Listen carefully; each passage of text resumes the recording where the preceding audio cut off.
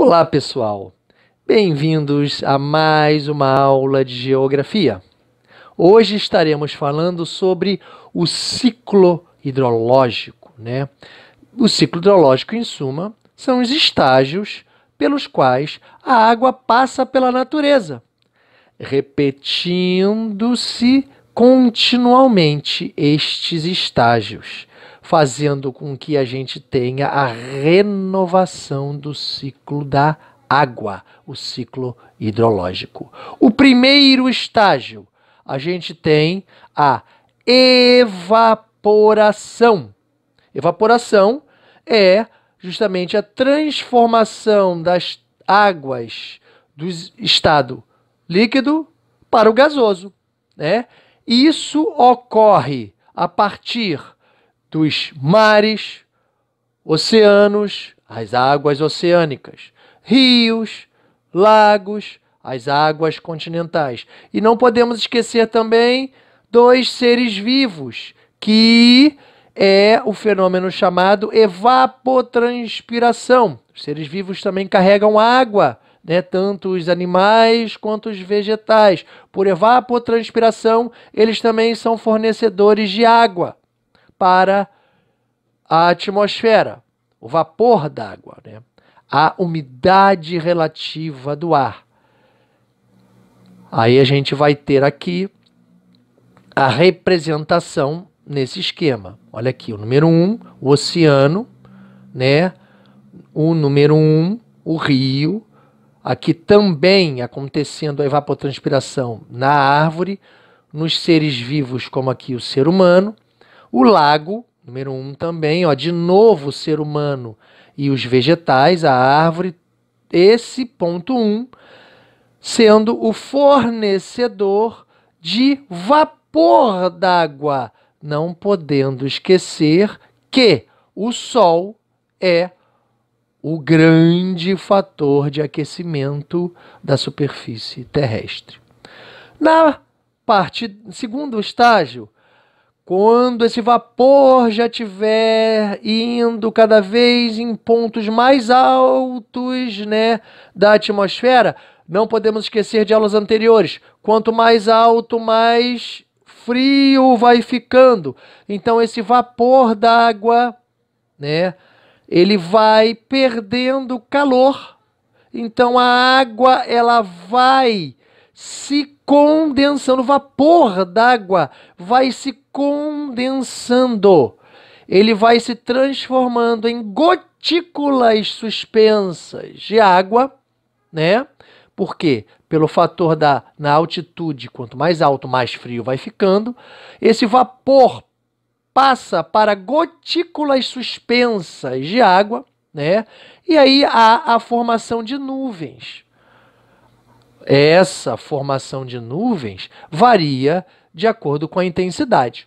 Se você tem essas gotículas de água em suspensão e não tem ainda quantidade suficiente para que essas gotículas de água cheguem na superfície terrestre, o que vai acontecer? A gota d'água em si já é mais pesada que o ar. Ela vai cair, mas nessa queda, quanto mais baixo, mais quente vai ficando, ela vira vapor no meio do caminho e volta a virar gotícula, se condensando de novo.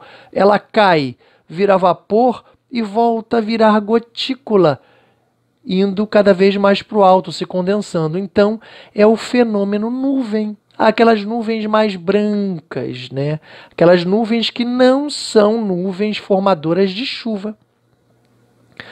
A partir do momento em que há uma intensidade maior dessas gotículas de água, né?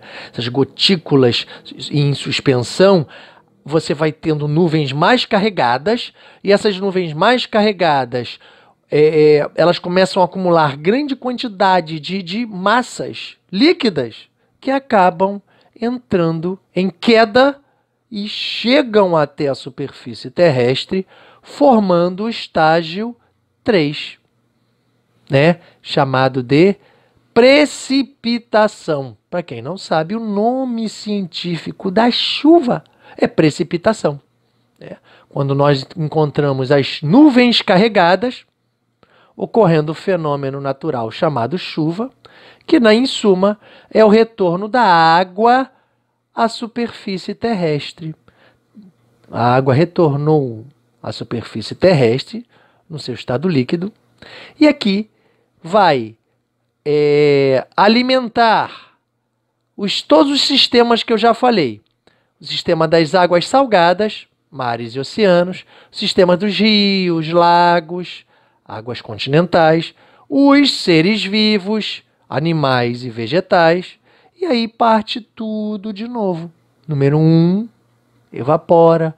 Número 2, vira nuvem, condensa, acumula água, fica carregada a nuvem. Aí as gotículas em suspensão caem e chegam até a superfície terrestre, formando o fator 3, precipitação, chuva, e assim começa tudo de novo. Agora, esse fenômeno do ciclo hidrológico, do ciclo da água, ele só se renova se a gente mantiver condições adequadas na superfície terrestre, mantendo basicamente o quê? A presença de vegetais, vegetação. Vegetação é tudo. É a manutenção desse ciclo hidrológico.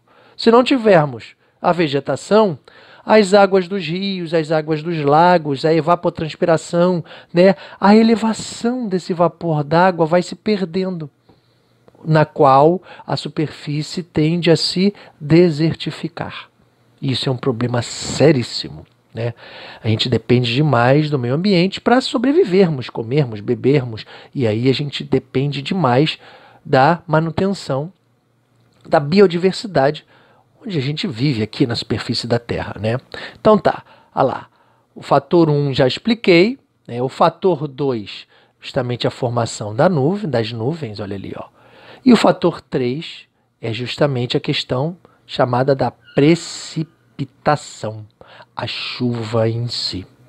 Ok, pessoal? E aqui nós temos o seguinte, depois desse entendimento, que é a renovação do ciclo da água, a gente tem como medir quanto que choveu através de um aparelho chamado pluviômetro, aparelho que mede a intensidade de chuvas em milímetros. A gente tem um pequeno aparelho que capta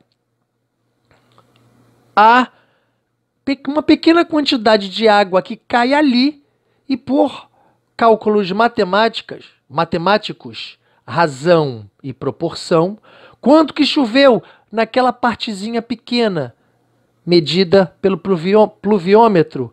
Quanto que choveu aqui, razão, faremos a proporção de quanto que choveu ligado à quantidade do quilômetro quadrado, né? Vários e vários quilômetros quadrados que essa chuva caiu, fazer a razão de quantos milímetros caíram, né? Como se acumularam de chuva nesse pluviômetro, razão e proporção dos quilômetros quadrados que nós vamos ter ao longo dessa chuva, razão e proporção. É assim que um pluviômetro mede a quantidade de chuva. E o que é um climograma? Um climograma é um gráfico sobre um regime pluviométrico, regime de chuvas e de temperaturas de uma região. Ou seja, mês a mês, a gente vai ter uma escala que se chama regime pluviométrico de chuvas, relacionado totalmente à temperatura. Quanto maior a temperatura, maior a tendência de elevação desse vapor d'água. Claro, vai depender das condições de superfície. Não é só a temperatura alta que vai fazer chover. No deserto, então, choveria toda hora. Uma temperatura absurda. Só que não tem condições de superfície no deserto para que a gente tenha evaporação, né? Então, o ciclo hidrológico fica extremamente comprometido, praticamente inexistente, em regiões desérticas. E aí você vai ter esse climograma parecido com esse sistema aqui que eu coloquei, olha, onde a gente vê na parte esquerda a temperatura. Olha lá, eu estou colocando de 0 até 60 graus, e a gente colocando mais ou menos uma temperatura chegando ao pico de 40 graus, por exemplo, numa cidade do Rio de Janeiro. E a gente, ó, e aonde nos meses iniciais do ano. J, F, M, o que é isso? Janeiro, fevereiro, março. Aí lá no meio do ano, J, junho, julho, agosto, são os meses do ano.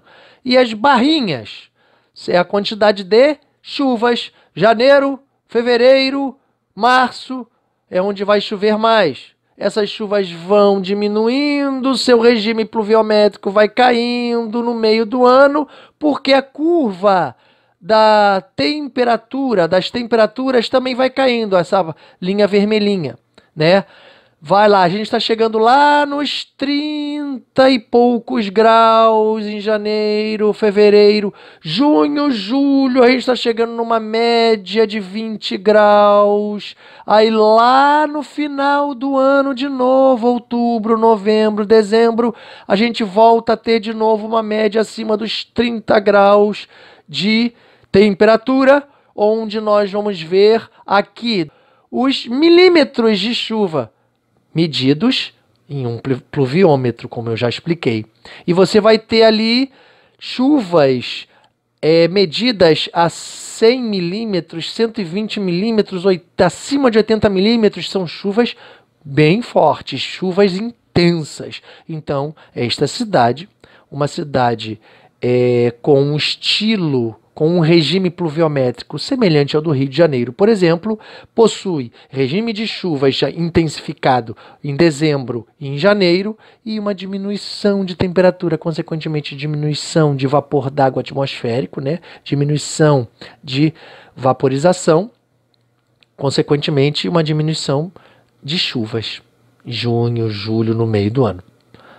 Perfeito, pessoal? Então, depois desse simples sistema verificado aqui, a gente consegue dar fim em uma explicação do ciclo hidrológico e o fim de mais uma aula de geografia.